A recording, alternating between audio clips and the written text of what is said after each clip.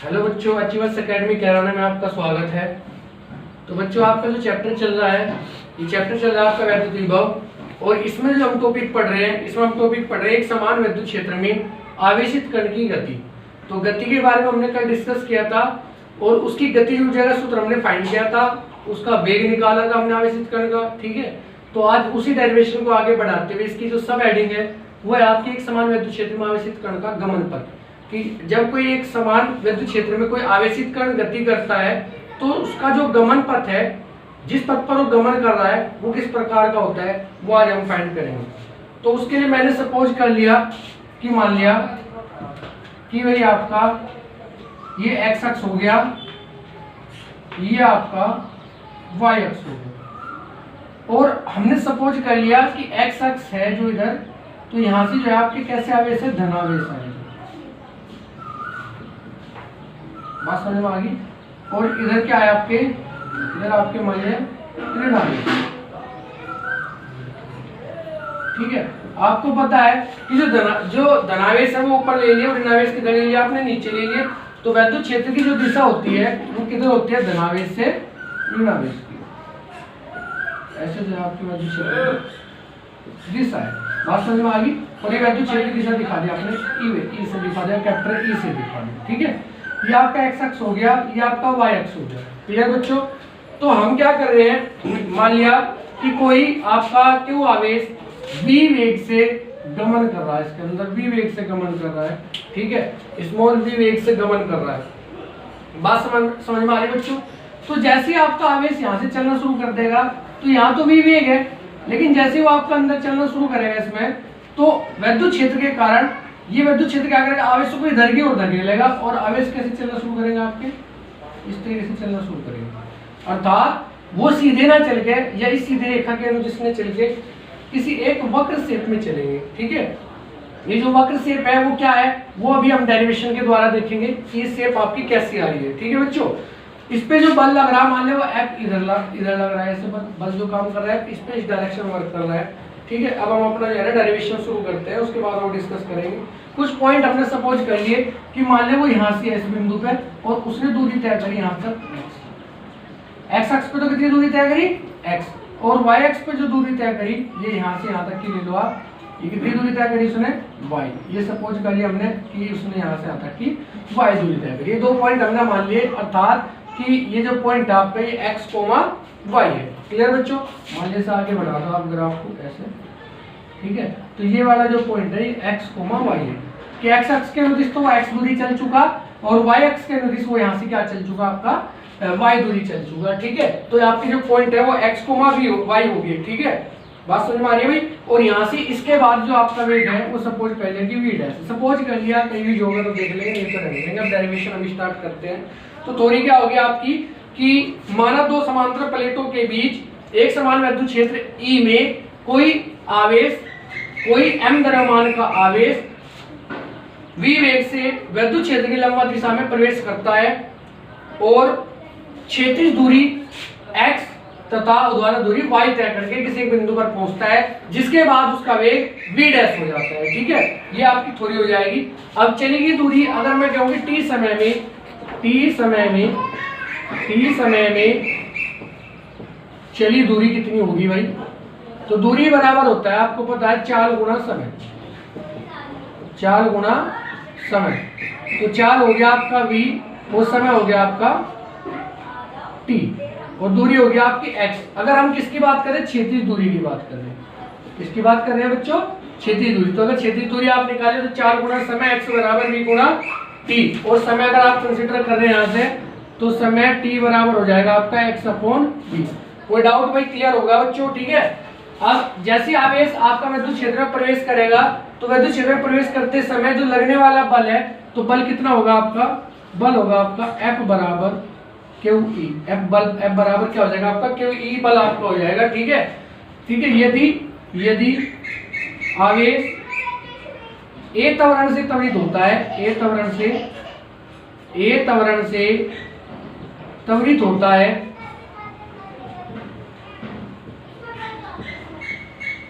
तब F बराबर क्या हो जाएगा आपका ma, या ए बराबर हो जाएगा आपका एफ अपॉन एम। ए बराबर क्या हो जाएगा आपका एफ अपॉन एम, और एफ का मान क्या है आपका क्यू ई, तो हो जाएगा आपका क्यू ई बटे एम। यहाँ तक तो कोई डाउट नहीं होना चाहिए। दोबारा समझ लो कि मान लिया कोई जो आपका आवेश है, वैद्युत आवेश लंबवत किसी वैद्युत क्षेत्र में प्रवेश कर रहा है। प्रवेश करते समय जो उसकी क्षेत्रीय दूरी है वो चली गई दूरी कितनी हो जाएगी, वेग गुना समय, वेग आपका v हो गया, समय आपका t हो गया, तो x बराबर v गुना t, और समय t बराबर आ जाएगा आपका x अपॉन v। अब लगने वाला बल अगर मैं कंसीडर करूं F बराबर हो जाएगा आपका q e, और यदि आवेश a त्वरण से त्वरित होता है तब लगने वाला बल कितना होगा, F बराबर m में हो जाएगा न्यूटन के द्वितीय नियम से। a बराबर F अपॉन m, और बराबर कितना हो जाएगा आपका q e बटे m। तो बच्चों आपने जो है 11वीं क्लास में डेरिवेशन करा था, कहां से, जब आपने प्रक्षेपी गति पढ़ा होगा, तो सेम वही प्रोसीजर हम यहाँ लेके चल रहे हैं। ठीक है, तो आगे अगर मैं कंसीडर करूं कि y अक्ष के अनुदिश अगर हम कंसीडर कर रहे हैं, किसके अनुदिश, y अक्ष के अनुदिश,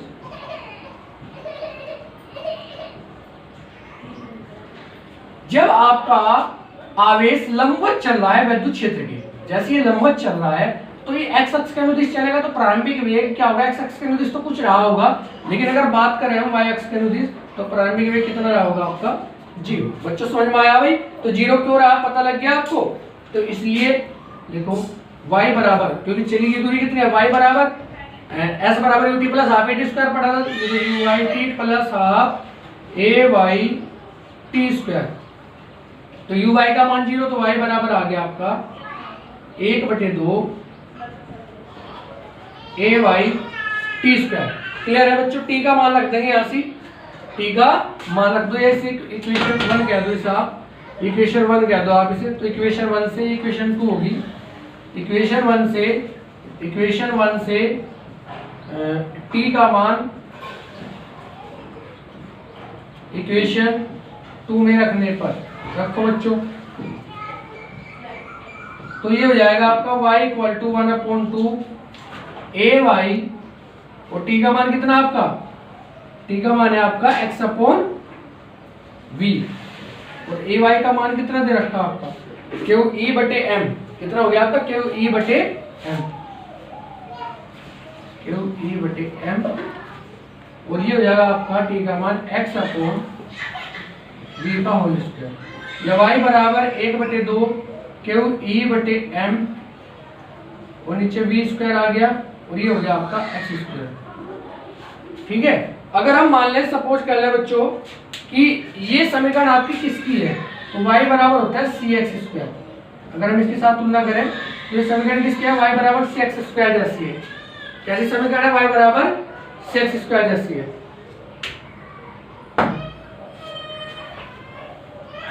तो y बराबर cx के साथ अगर मैं तुलना करूं तो ये किसकी समीकरण होती है, ये परवलय की समीकरण होती है। तो हम लिख सकते हैं कि जब कोई आवेश आपका किसी एक समान विद्युत क्षेत्र में लंबवत प्रवेश करता है तो उसका पथ परवलयकार होता है। कैसा पथ होता है उसका, परवलयकार। तो लिख देंगे चूंकि यह समीकरण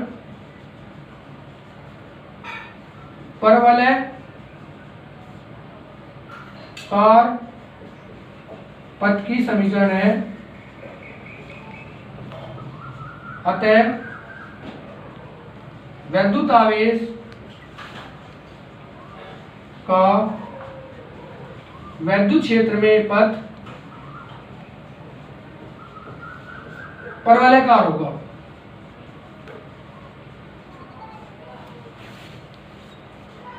ठीक है बच्चों, तो कैसा पथ हो जाएगा आपका, ये हो जाएगा आपका परवलयकार, परवलयकार हो जाएगा आपका। ठीक है, समझ में आ गया होगा डेरिवेशन। ठीक है, अब इससे आगे स्टार्ट कर। तो बच्चों नेक्स्ट टॉपिक है आपका वैद्युत स्थितिज ऊर्जा। ये वैद्युत विभव के अंतर्गत ही आपका टॉपिक दे रखा है वैद्युत स्थितिज ऊर्जा।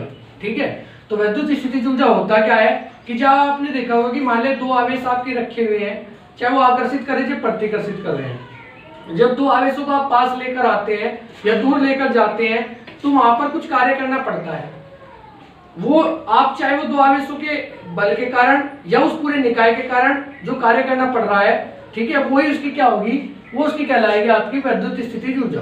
वो उसमें वैद्युत स्थितिज ऊर्जा के रूप में संचित हो जाएगी। ठीक है, और प्रॉपर डेफिनेशन क्या होगी कि प्रॉपर डेफिनेशन होगी कि दो या दो से अधिक आवेशों से बने निकाय की वैद्युत स्थितिज ऊर्जा उन्हें अनंत से परस्पर निकट लाकर उस निकाय को बनाने में किए गए कार्य के बराबर होती है। दोबारा समझ लें कि दो आवेशों को दो या दो से अधिक बिंदु आवेशों से मिलकर बने निकाय के, दो या दो से अधिक बिंदु से जो मिलकर बना हुआ आवेशों का निकाय है, ठीक है, उसकी वैद्युत स्थितिज ऊर्जा उन्हें अनंत से एक दूसरे के पास लाने में लगने वाले बल के विरुद्ध किए गए कार्य के बराबर होती है। ठीक है, तो सिंपल सी डेफिनेशन है कि कोई निकाय बन रहा है, उस निकाय की वैद्युत स्थितिज ऊर्जा क्या होगी कि जो उसके अंदर आवेश है उन आवेशों को अनंत से लेके आ रहे हैं, तो जैसे अनंत से लेके आओगे तो वहां कुछ बल कार्य करेगा, तो उस बल के विरुद्ध कुछ कार्य करना पड़ता है, वो कार्य क्या कहलाती है? आपकी वैद्युत स्थितिज ऊर्जा कहलाती है। ठीक है, तो ये आप इसकी प्रॉपर डेफिनेशन लिख लेंगे। ठीक है, इसके बाद इसमें आपका चलता है कि दो बिंदु आवेशों के निकाय की वैद्युत स्थितिज ऊर्जा। ठीक है, मैं इसमें करा रहा हूं आपका दो बिंदु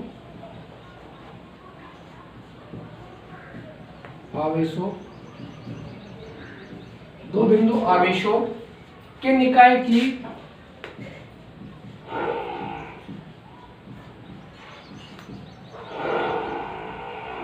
वैद्युत स्थितिज ऊर्जा।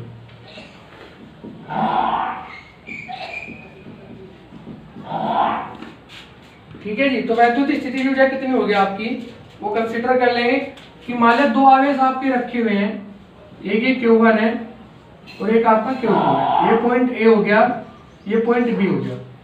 अब इनके बीच की हमें वैद्युत स्थितिज ऊर्जा आपको निकालनी है। ठीक है, अगर हम कह दें कि कैपिटल K प्राविद्युतांक आपका इनके बीच भरा हुआ है और इसके लिए वैद्युत स्थितिज ऊर्जा निकालनी है, अगर बिंदु Q1 के लिए अगर अनंत से Q1 को लेकर आ रहे हैं बिंदु A पे, ठीक है, तो इसके लिए वैद्युत विभव कितना हो जाएगा 1/4 पाई एप्सिलॉन 0 Q1 अपॉन कितना मान लिया, कितनी दूरी से लेकर आ रहे हैं, अनंत से लेकर आ रहे हैं, और बीच की दूरी कितनी होगी r, तो v बराबर क्या हो जाएगा r, तो Q1 पर वैद्युत विभव।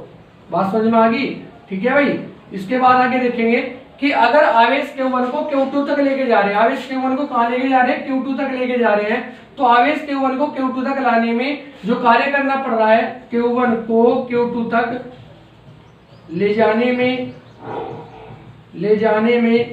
वैद्युत बल के विरुद्ध किया गया कार्य, ले जाने में किया गया कार्य कितना हो जाएगा आपका बच्चों, किया गया कार्य W बराबर हो जाएगा आपका Q2 गुणा V, W बराबर Q2 गुणा V, ये W बराबर हो जाएगा 1/4 pi epsilon 0 Q1 Q2 upon R। ठीक है, ये W का फॉर्मूला किया गया कार्य निकल कर आ गया, और आगे नेक्स्ट लाइन में लिख देंगे किया गया कार्य बराबर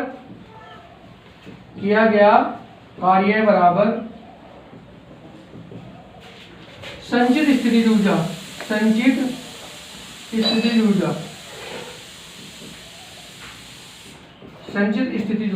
तो किया गया कार्य बराबर संचित स्थितिज ऊर्जा, तो U बराबर W, और इसलिए आपका हो जाएगा W बराबर U, तो इसलिए आपका हो जाएगा U बराबर 1/4 पाई एप्सिलॉन 0 Q1 Q2 बटे R।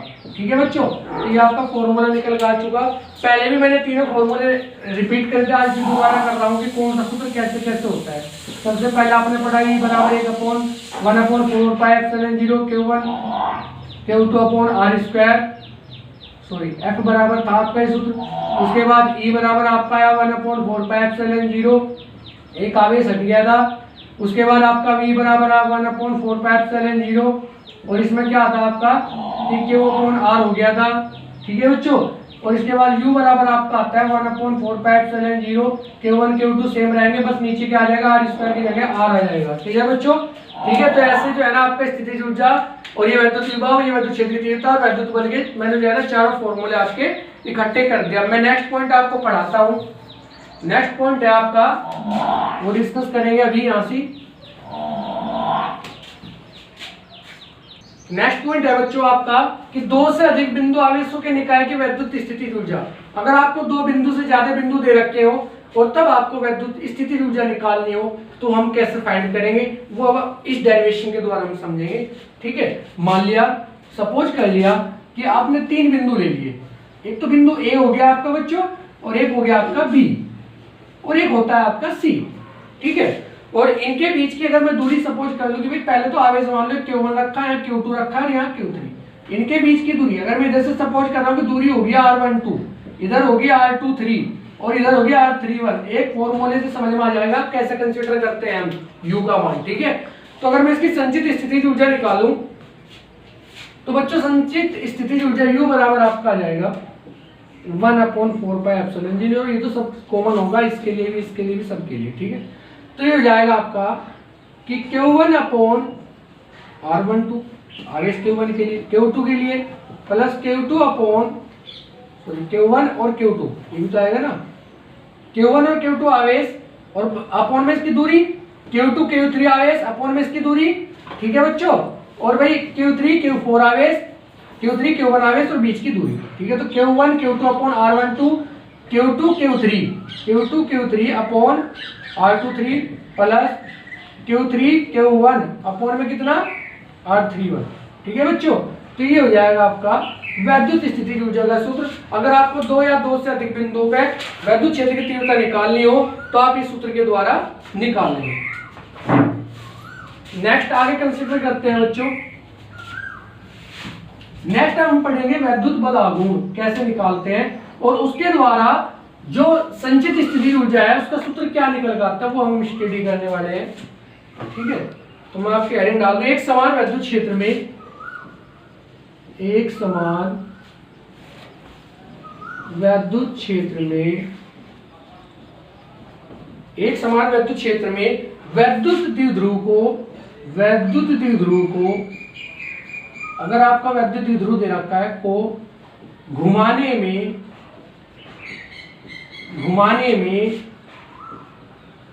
किया गया कार्य, अगर एक समान वैद्युत क्षेत्र में वैद्युत द्विध्रुव को आप घुमा रहे हैं तो उसके घुमाने में आपको कितना कार्य करना पड़ेगा। तो कुछ आपको जाना पहचाना सा डायग्राम नजर आने वाला है बच्चों, कि मान लिया कि ये वैद्युत क्षेत्र की तीव्रता है आपके, ऐसे ये आपकी वैद्युत क्षेत्र की तीव्रता है और इसमें कोई वैद्युत द्विध्रुव रखा है, जैसे पहले आपने देखा होगा, पहले याद होगा आपको, ठीक है। ये हो गया वैद्युत द्विध्रुव, ऐसे तो रखा था पहले भी, और इस पर कितना बल लग रहा था इधर QE, F1 बराबर QE लग रहा था आपका। ये आवेश कितना था आपका, ये मान लिया बिंदु A ले लिया तो प्लस Q आवेश और ये माइनस Q आवेश बिंदु B, ठीक है बच्चों। तो ये बिंदु A भी आपने ले लिए, ठीक है, B पे माइनस आवेश है, A पे प्लस आवेश है।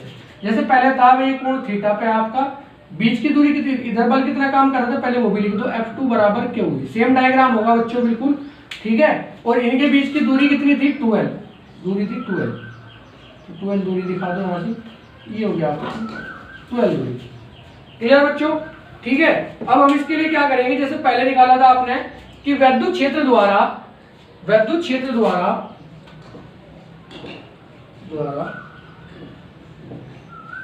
वैद्युत द्विध्रुव पर लगाए गए बलयुग्म का आघूर्ण, ये बलयुग्म कार्य कर रहा है, इसका आघूर्ण कितना होगा, बलयुग्म का आघूर्ण, ठीक है। तो ये हो जाएगा आपका टो बराबर PE sin थीटा, ये डेरिवेशन आप पहले भी कर चुके हैं। टो बराबर क्या होगा आपका PE sin थीटा। अगर हम मान लें कि माना, या फिर ऐसे कह दें डी थीटा कोण, छोटा थोड़ा सा घुमाने हैं बिल्कुल, डी थीटा कोण घुमाने में किया गया कार्य, अगर डी थीटा कोण घुमाने में किया गया कार्य आपको निकालना है तो DW बराबर हो जाएगा आपका, डी थीटा कोण घुमाने में किया गया कार्य DW बराबर हो जाएगा आपका बल आघूर्ण तो गुणा डी थीटा। बात समझ में आ गई, या DW बराबर हो जाएगा आपका PE sin theta D theta, इतना क्लियर होगा आपको, ठीक है। इसके बाद हम क्या करेंगे बच्चों कि हम मान के चल रहे हैं कि यदि वैद्युत द्विध्रुव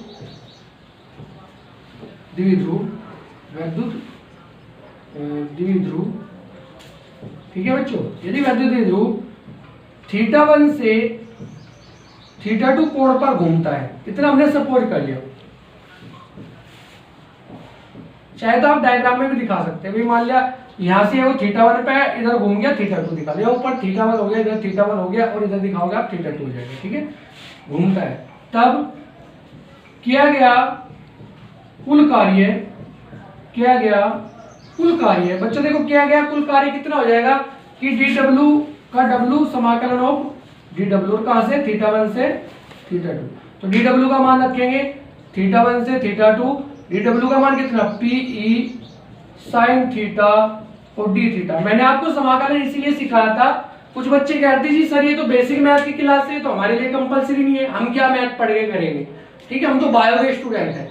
तो बच्चों देखो बायो के आप स्टूडेंट भले ही हो, लेकिन जो मैथमेटिक्स है वो 12th लेवल तक का यूज हो रहा है। डिफरेंशियल इंटीग्रेशन आपका 12th क्लास में है मैथमेटिक्स में। ठीक है, तो बेसिक आना जरूरी है, इसलिए मैं बेसिक मैथ की क्लास दे रहा हूँ। उस क्लास को आप कंपलसरी लेते रहे, इंपोर्टेंट क्लास है, उसके बिना आप फिजिक्स समझ में नहीं आने वाला है, ना कोई न्यूमेरिकल होगा आपसे ना डेरिवेशन होगा। ठीक है, वो मेरी क्लास बड़ी इंपॉर्टेंट है, उसे मिस मत किया करो। तो θ1 से θ2 p sin theta d theta, तो जो बाहर आता है उसे बाहर निकाल दो, pe बाहर आ गया बच्चों। समाकलन हो गया θ1 से θ2 sin थीटा d थीटा। अब बच्चों आपको पता होगा कि sin थीटा का समाकलन कितना होता है, पढ़ा था आप लोगों को, बताओ चलो कितना होता है कि समाकलन ऑफ sin थीटा कितना होता है आपका, समाकलन ऑफ sin थीटा होता है माइनस कोस थीटा, लिमिट θ1 से θ2, लिमिट ले लेंगे बच्चों, w बराबर pe माइनस किधर लेते हैं सबसे पहले ऊपर फिर नीचे माइनस कोस θ2 और माइनस आ गया यहां से तो minus minus plus cos θ1। Formula देख लेंगे, मैं पहले भी लिखवा दे आपको। ठीक है, तो w बराबर pe ब्रैकेट में कोस θ1 माइनस कोस θ2, तो ये w का फॉर्मूला आपका निकल के आ गया। ठीक है, w बराबर कितना आ गया pe ब्रैकेट में 1 माइनस कोस थीटा। ठीक है, अगर अब इसमें स्थिति ले सकते हैं आप, अलग अलग स्थिति ले सकते हैं। स्थितियां कौन कौन सी हो सकती हैं वो भी मैं आपको लिखवा दूं। पहली स्थिति कंसीडर करेंगे, यदि नंबर 1, यदि वैद्युत द्विध्रुव को θ1 बराबर 0 डिग्री से θ2 बराबर 90 डिग्री घुमाते हैं। कितना घुमा रहे हैं बच्चों भाई, अगर ये ऐसे था, मतलब ये वैद्युत क्षेत्र की तीव्रता होगी और ये आपका ऐसे था यहाँ से 0 डिग्री पे था, सॉरी इस स्थिति पे था यहाँ से 0 डिग्री पे, और अब कैसे घुमा दिया, ऐसे लंबवत घुमा दिया। ठीक है, 90 डिग्री बन गया, इस कंडीशन में आ गए। तो घुमाते हैं तो W बराबर pe कोस 0 माइनस कोस 90 डिग्री, और W बराबर कितना आ गया, कोस 0 का मान कितना होता है 1 हो गया, 1 होगा या 0 होगा, बताओ जल्दी से, 1 होगा ना, और कोस 90 का मान कितना होगा 0। मैंने आपको टेबल बनवाई थी, उस टेबल से आप मान जो है तैयार कर लेंगे। मैं फिर कह रहा था उसमें कि साइन और कोस और tan के मान इंपोर्टेंट है, वो मान आपको तैयार होने चाहिए, वो ज्यादा इंपोर्टेंट होते हैं, इसलिए बेसिक मैथ की क्लास हुई थी आपकी। W बराबर p कोस 0 माइनस कोस 90, तो ये कोस 0 का मान 1 हो गया, इसका मान कितना हो गया 0, तो कितना बच गया pe, कितना बच गया आपका pe, तो W बराबर हो जाता है p। सेकंड केस कंसीडर करेंगे बच्चों। सेकंड केस मैं कंसीडर कर रहा हूं कि अब आपका 0 डिग्री से 90 डिग्री घुमा रहे हैं, ऐसे लिखना है बस। अब की बार क्या होगा, θ1 बराबर 0 डिग्री से θ2 बराबर कितना 180 डिग्री घुमा रहे हैं, तो W बराबर pe कोस कितना 0 degree minus cos 180 degree. pe देखो कोस 0 का मान होता है आपका कितना 1 माइनस कोस 180 का मान निकालना मैंने आपको नहीं सिखाया, कोई दिक्कत नहीं है, नेक्स्ट क्लास में मैं आपको बता दूंगा कोस 180 sin 180 का मान कैसे निकालते हैं। ठीक है, कोस 180 का मान -1 हो गया, तो pe 1 + 1 हो जाएगा और W बराबर आ जाएगा 2pe। यहाँ तक किसी को कोई दिक्कत नहीं होनी चाहिए। ये हो गया आपका किया गया कार्य। क्लियर है बच्चों, समझ में आ गया होगा, क्लियर होगा। ठीक है, तो बच्चों नेक्स्ट पॉइंट आता है आपका वैद्युत क्षेत्र में वैद्युत ध्रुव की स्थिति ऊर्जा, और ये क्वेश्चन वेरी इंपोर्टेंट, काफी बार एग्जाम में आ चुका, बहुत अच्छा क्वेश्चन है, रिपीट होता रहता है, ऐसे बड़ी अच्छी तरीके से समझ लेंगे। ठीक है, तो वही वैद्युत क्षेत्र में वैद्युत ध्रुव की स्थिति ऊर्जा निकालनी। तो वैद्युत स्थिति ऊर्जा की परिभाषा क्या होती है आपकी, परिभाषा होती है आपकी कि वैद्युत क्षेत्र में किसी वैद्युत द्विध्रुव की स्थितिज ऊर्जा क्या होती है, अनंत से वैद्युत क्षेत्र में, वैद्युत क्षेत्र के अंदर लाकर उसकी वर्तमान स्थिति में रखने में किए गए कार्य के बराबर होती है। मान लिया कोई आपका जो है बाहर वैद्युत क्षेत्र में से किसी वैद्युत द्विध्रुव की स्थिति ऊर्जा क्या होगी, अनंत से कोई आवेश लेकर आ रहे हैं वैद्युत क्षेत्र के अंदर, तो उसे अपनी पहली स्थिति में रखने के लिए जितना कार्य करना पड़ रहा है वो उसकी क्या कहलाएगी, वैद्युत स्थिति ऊर्जा कहलाएगी। कहां से, वैद्युत क्षेत्र में वैद्युत द्विध्रुव की स्थिति ऊर्जा। बात समझ में आ गई? ठीक है, तो इसे थोड़ा सा जो है पहले कॉपी में नोट कर लेंगे। इसकी डेफिनेशन में दोबारा रिपीट कर रहा हूं कि वैद्युत क्षेत्र में किसी वैद्युत द्विध्रुव की स्थितिज ऊर्जा, वैद्युत क्षेत्र में किसी वैद्युत द्विध्रुव की स्थितिज ऊर्जा उसे अनंत से वैद्युत क्षेत्र के अंदर, अनंत से वैद्युत क्षेत्र के अंदर उसकी वर्तमान स्थिति में, उसकी वर्तमान स्थिति में रखने के लिए, रखने में किए गए कार्य के बराबर होती है। वर्तमान स्थिति में रखने में किए गए कार्य के बराबर होती है। ठीक है बच्चों, तो वैद्युत क्षेत्र में वैद्युत द्विध्रुव की स्थिति ऊर्जा आपकी होगी। अब डेफिनेशन से आगे हम इसका डेरिवेशन समझेंगे कि मान लिया कोई प्लस क्यू और माइनस क्यू आवेश है आपके, उसके द्वारा बनाया हुआ एक वैद्युत द्विध्रुव है, उनके बीच की दूरी 12 है और मान लिया कितने पे है, थीटा पे है। जैसे पहले लिया था ना, ऐसे मान लिया ऐसे है भाई। ठीक है, बात समझ में आ गई? थीटा पे हो गया आपका, यहाँ आपका प्लस क्यू आवेश हो गया, माइनस क्यू आवेश हो गया। ठीक है, ये रखा हुआ है आपका, बीच की दूरी कितनी होगी, 12। ये कोई वैद्युत द्विध्रुव है। बात समझ में आ गई भाई? तो इस स्थिति को सबसे पहले अगर हम कंसीडर करते हैं कि जब कोई आवेश, वैद्युत आवेश आप या वैद्युत द्विध्रुव किसी वैद्युत क्षेत्र के अंतर्गत आप लेके आओगे, तो जैसे आप उसे आप अंदर लाओगे तो हमेशा कैसे लेके आओगे, लंबवत लेके आओगे। अर्थात उसमें दो कार्य करने पड़ेंगे आपको, एक तो W1 और एक W2। ठीक है, नंबर 1 कि किसी वैद्युत द्विध्रुव को, किसी वैद्युत द्विध्रुव को अनंत से लंबवत वैद्युत क्षेत्र में लाने में किया गया कार्य कितना होगा भाई, W1 हो जाएगा। सेकंड कि जब आप उसे लंबवत लेके आगे, मान लिया भाई ये आ गया, आप कैसे, ये वैद्युत क्षेत्र काम कर रहा है हंसी, इसे लंबवत ऐसे लेके आगे, बात समझ में आ गई? प्लस क्यू आवेश रखा, ये माइनस क्यू, अब उसे प्लस क्यू माइनस क्यू जो आवेश रखा है, अब इसे घुमाने में किया गया कार्य, वही तो वैद्युत स्थिति ऊर्जा होगी आपकी। ठीक है, आगे सेकंड बल को, सेकंड कार्य कौन सा हो जाएगा कि वैद्युत क्षेत्र की लंबवत स्थिति से थीटा कोण घुमाने में किया गया कार्य। तो दो कार्य यहां से हुए, एक तो पहला किसी वैद्युत द्विध्रुव को अनंत से लंबवत वैद्युत क्षेत्र में लाने में किया गया कार्य है W1, और दूसरा हो जाएगा आपका कि वैद्युत क्षेत्र की लंबवत स्थिति से थीटा कोण घुमाने में किया गया कार्य है W2। तो यहां लिख देंगे, यहां दो कार्य करते हैं, दो कार्य होते हैं। एक तो जब इसे अनंत से लेकर आ रहे आप वैद्युत क्षेत्र के अंदर लंबवत, तब कार्य करना पड़ेगा, और दूसरा होगा कि थीटा कोण घुमाने में, जब आप थीटा कोण घुमा रहे हैं तब किया गया कार्य होगा। बल लगने वाले बल कितने होंगे भाई, लगने वाले प्रत्यानयन बल F1 बराबर कितना हो जाएगा, क्या हुई, और तथा F2 बराबर क्या होगा आपका, क्या E हो जाएगा आपका। ठीक है, बात समझ में आ गई? जो F1 है वो वैद्युत क्षेत्र की दिशा में लग रहा,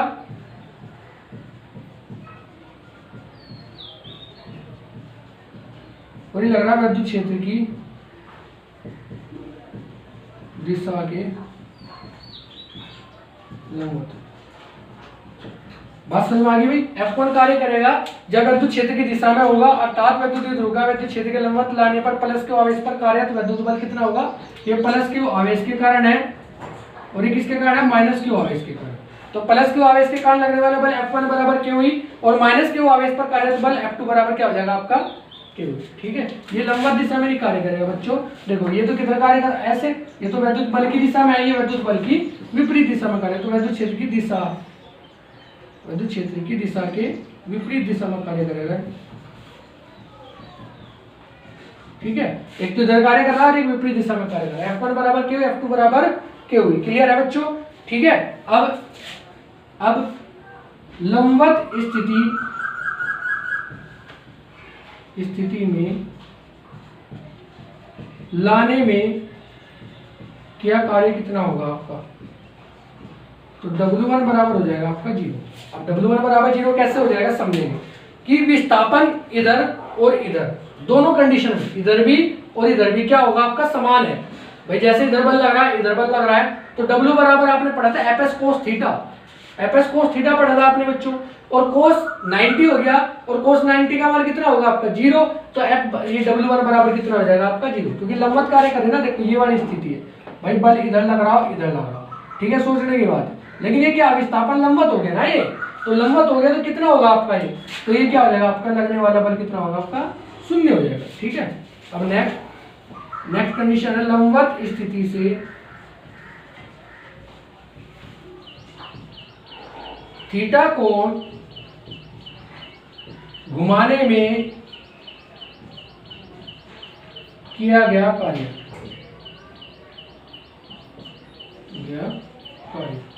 तो W2 बराबर हो जाएगा अब कितना? थीटा कोण घुमाने में किया गया कार्य कितना हो जाएगा अब आपका? W2 बराबर PE कोस थीटा 1 का मान तो कितना हो गया भाई? देखो यार, थीटा 1 बराबर 90 डिग्री हो गया, और थीटा 2 बराबर कितना हो गया? थीटा। बात समझ में आ गई? क्योंकि कहां से कहां घुमा रहे भाई? 90 डिग्री से थीटा घुमा रहे, कोस 90 माइनस कोस थीटा। फॉर्मूला था W बराबर PE ब्रैकेट में cos theta 1 minus cos theta 2। ठीक है बच्चों, इससे आगे चलेंगे तो इसलिए W2 बराबर हो जाएगा आपका कोस 90 का मान कितना? 0, तो माइनस PE कोस थीटा। यहाँ तक लगता है सबको समझ में आ गया होगा। ठीक है, अब कुल स्थिति ऊर्जा निकाल लो। थीटा कोण घुमाने में कुल स्थिति ऊर्जा बराबर कुल कार्य। ठीक है, और U बराबर हो जाएगा आपकी W1 प्लस W2। U बराबर 0 माइनस PE कोस थीटा, और U बराबर हो जाएगा माइनस PE कोस थीटा। ठीक है बच्चों, तो U बराबर कितना आ जाएगा? Minus PE cos theta. Clear है? सदिश रूप में अगर आप लिखना चाहो तो लिख सकते हैं, सदिश रूप में U बराबर हो जाएगा minus P vector dot E vector. स्थितियां दिखा सके आप जैसे पहले दिखाई थी। स्थितियां लेंगे भी बच्चों। पहली स्थिति, अगर गति द्विध्रुव स्थायी साम्य अवस्था में हो, अर्थात स्थायी साम्य अवस्था में इस तरह हो। ठीक है, थीटा साम्य अवस्था लिख दूं मैं खाली यहां से, साम्य अवस्था में, तो थीटा बराबर कितना? 0 डिग्री। तो U बराबर माइनस PE कोस 0, और U बराबर आ जाएगा माइनस PE। ठीक है बच्चों, सेकंड हो गया विपरीत दिशा में। अगर विपरीत दिशा हम कंसिडर करें, अगर क्षेत्र की विपरीत दिशा में हो तो थीटा बराबर 180 डिग्री, U बराबर माइनस PE कोस 180 डिग्री। कोस 180 का मान -1, तो U बराबर आ जाएगा आपका PE। ठीक है बच्चों, थर्ड कंडीशन कि लंबवत हो, अगर लंबवत दिशा में है, अगर थीटा बराबर 90 डिग्री घुमा रहे मान लिया, तो U बराबर हो जाएगा आपका माइनस PE कोस 90। जैसे पहले निकाला था, U बराबर कितना? कोस 90 का मान 0, तो U बराबर कितना हो जाएगा आपका? 0। तो ऐसे ही आपका पूरा कंप्लीट डेरिवेशन आपका हो जाएगा, जिसे आप बड़ी अच्छी तरीके से कर लेंगे। दोबारा देख लेंगे कि जैसे ही आप डेफिनेशन पढ़ेंगे स्थिति ऊर्जा की, तो होता क्या है कि किसी विद्युत क्षेत्र में किसी विद्युत ध्रुव को अनंत से लाने में किया गया कार्य, उसकी विद्युत स्थिति ऊर्जा कहलाती है। ठीक है, तो जैसे आप विद्युत ध्रुव को किसी विद्युत क्षेत्र में लाओगे, तो सबसे पहले उसे लंबवत लाओगे, तो लंबवत लाएंगे तो लंबवत लाने में किया गया कार्य होगा, और दूसरा उसे लंबवत स्थिति से थीटा कोण घुमाने में किया गया कार्य होगा। तो पहला कार्य तो W1 हो गया, दूसरा कितना हो गया? W2। जब आप बल कंसीडर करोगे तो दो बल कार्य कर रहे हैं इस पे, एक तो इस दिशा में और एक विपरीत दिशा में, जो एक तो क्षेत्र की दिशा में और एक विपरीत दिशा में। ठीक है, लंबवत दिशा में लाने में किया गया कार्य कितना होगा आपका? W1 बराबर 0। कैसे कि W बराबर प्लस कोस थीटा, और विस्थापन किस दिशा में है? लंबवत दिशा में। लगने वाले बल तो ऐसे है ना, एक इधर, और ये विस्थापन 12 हो गया। ठीक है, तो ये 12 हो गया आपका, ये 90 का मान हो गया 80। cos 90 रख देंगे, w बराबर है प्लस cos 90, cos 90 का मान 0 तो w का मान 0, तो w1 बराबर कितना हो गया आपका 0 हो जाएगा। इसके बाद अगर लंबवत स्थिति से थीटा कोण घुमा रहे हैं तो w2 बराबर p cos 90 minus cos theta. cos 90 की वैल्यू कितनी होती है बच्चों, cos 90 की वैल्यू होती है आपकी 0, तो w2 बराबर माइनस p cos थीटा। तो थीटा कोण घुमाने में कुल स्थिति कितनी किया गया कुल कार्य, और वो कितना u बराबर w1 प्लस w2, w1 का मान 0 minus p cos theta, u बराबर आ जाएगा आपका माइनस p cos थीटा। सदिश रूप में अगर लिखना चाह रहे हैं तो u बराबर minus p vector dot e vector. स्थितियां पहली साम्य अवस्था में कैसे हो जाएगी, थीटा बराबर 0 डिग्री, साम्य अवस्था अर्थात अगर क्षेत्रीय दिशा में है क्षेत्रीय दिशा में है तो u बराबर माइनस p हो जाएगा, cos 0 का मान 1 होता है। सेकंड विपरीत स्थिति थीटा बराबर 180 रखोगे, 180 का मान -1 तो u बराबर p हो गया। और नेक्स्ट कंडीशन लंबवत दिशा में लोगे तो थीटा बराबर 90 डिग्री तो u बराबर हो जाएगा माइनस p cos 90 और u बराबर आ जाएगा आपका 0।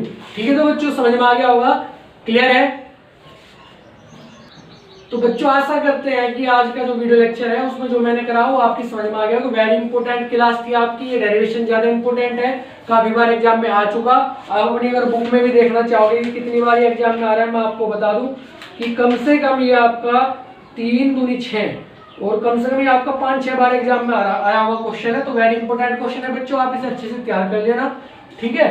और वीडियो अच्छी लगी हो तो लाइक जरूर करें इसे, वीडियो को जो है ना लाइक जरूर करें। नीचे थंब का सिंबल आपको दे रखा होगा, वहां से आप इसे लाइक कर देंगे। किसी ने अगर चैनल को सब्सक्राइब नहीं किया तो चैनल को सब्सक्राइब कर देंगे, वीडियो को शेयर करेंगे और ज्यादा से ज्यादा बच्चों को इस चैनल से जोड़ेंगे जिससे कि ज्यादा से ज्यादा बच्चों को फायदा हो सके।